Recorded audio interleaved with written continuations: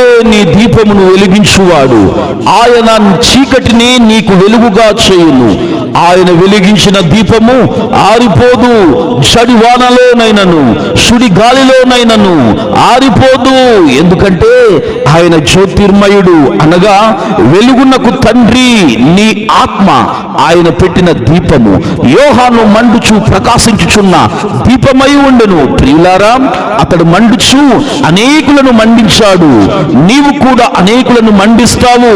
నీవు ఆర్థికంగా వెలుగుతావు, ఆత్మీయంగా ప్రకాశిస్తావు, ఆరోగ్యపరంగా తేజరిల్లుతావు. నీతిమంతులు వెలుగు తేజరిల్లును, భక్తిహీనుల దీపము ఆరిపోవును.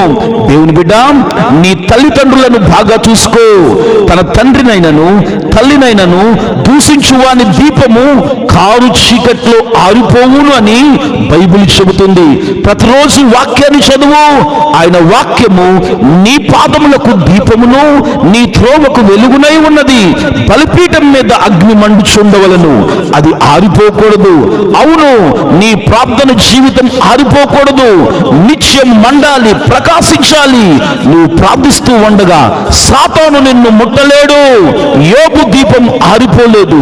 ప్రార్థించుట ద్వారా పోగొట్టుకున్న వాటిని తిరిగి రెండంతలుగా పొందుకున్నాడు. మరలా ప్రకాశించను. నీ దీపం ఆరిపోదు. నువ్వు మండుచు ప్రకాశిస్తావు.